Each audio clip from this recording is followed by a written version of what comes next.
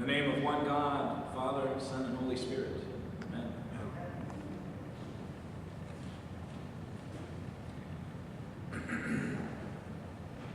So when I was born, my parents went out and bought 2 bottles of wine. Not just 2 bottles of wine, I'm sure they bought more than that, but they bought 2 particular bottles of wine. This was the early 70s, and California wine had not made its ascent, so they went to a nice wine store and picked out 2 pretty solid bottles of French wine. A few years went by. I was still very young, but I was old enough to have this conversation, so they pulled me aside and they showed me both bottles. My dad invited me to choose one and said that whichever one I chose would be a gift to me when I turned 21. These were serious bottles of wine, you understand, meant to sit and age. So naturally, being 3 or 4, I chose the one with the prettier label.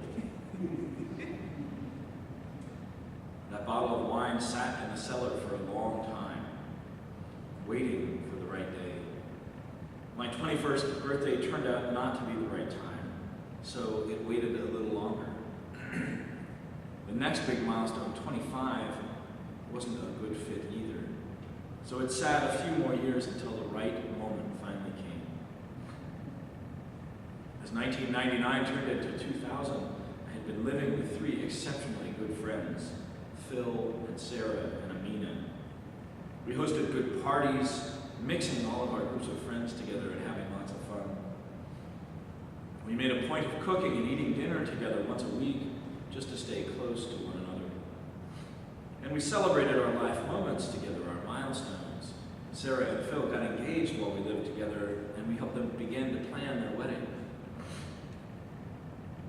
In the midst of this wonderful living situation, Phil, one of the engaged ones, got accepted into seminary and into the ordination process. So as spring turned into summer that year, Phil and Sarah started to pack their things and prepared to move. We went through that process of lasts you do at transitions. The last time you go to your favorite burrito place, the last game of cards you play together, the last movie you go see together, and so on. Finally, though, the last came. The night before they left to drive across the country, we made plans to go out to dinner together. Nothing fancy, mind you, we were still in our 20s. But somewhere we could enjoy each other's company one final time, reminiscing and looking forward. We found a very functional Italian place a few miles away in Berkeley and made reservations. The day before our dinner, I knew what I had to do. We were such good friends. We had to celebrate this departure with something special. So I got the bottle of wine I had been given as a child, and I brought it to the restaurant with us and offered it to share with these beloved, wonderful friends. Right out of the bottle, it was an amazing wine. I mean, from a technical point of view, everything was right. The tannins had mostly settled out. The flavor was rich and yet balanced. All of the food we ordered complemented the wine perfectly, and the coupling of the food and the wine somehow amplified our conversation, all of the back and forth being shared. At that moment, somehow our hopes for Phil and Sarah and their new life in New York grew bigger. The stories of our exploits as roommates became grander in that moment, and the treasure of our friendship seemed enormous. It was without question one of the 5 or 10 finest meals in my life. Surely you have had an exceptional meal in your life, haven't you? Some amazing Thanksgiving turkey surrounded by family, or the best pork chop you've ever had, seared to perfection by the chef. Maybe it was a simple but transcendent street food that hit the spot perfectly, or that fish you just pulled off the line, prepared and eaten within minutes. What made them so special, though? What made them so satisfying? I mean, that night so long ago, the wine that we had was amazing. The The pasta was just fine, but it wasn't transcendent, and yet somehow the moment was transformed. Thinking about that meal, I started to cycle through the other good meals I had had in my life. And if you want, I can detail each one for you at coffee. As I replayed them in my mind, I realized that those meals, well cooked as they were never quite about the food. They were about the people around me in those moments. I think what satisfies us is being in a special place with people we love, and yes, being fed, but really taking in each other's love. That is what you have to realize about today's gospel. This story is not about the food. Sure, it seems like a focal point at first. Jesus is traveling back and forth across the Sea of Galilee, and he pauses, and of course crowds gather around him. They're in the middle of nowhere, and everyone is starting to get hungry. There's a little food that someone has, but the food is pretty pedestrian, meager food that poor people carry while they travel. Given how large the crowd is, how will there be enough food?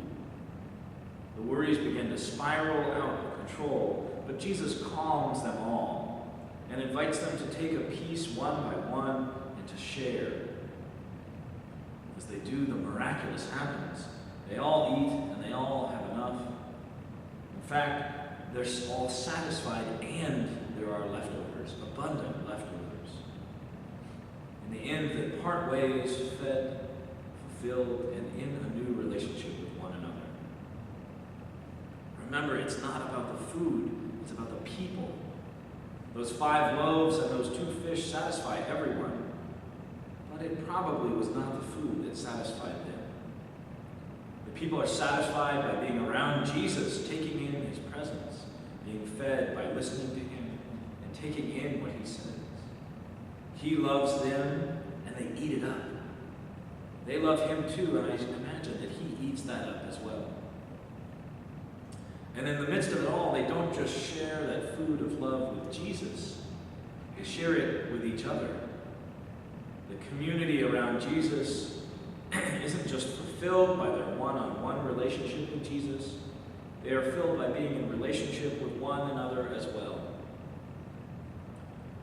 This is a crucial story for our faith. It appears in all 4 Gospels, which is always a sign to pay attention to. It is important in part because it reminds us that our individual relationships with Jesus sort of weave together to make a community.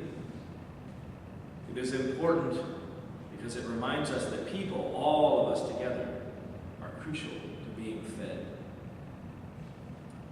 This church is a place of feeding, you know.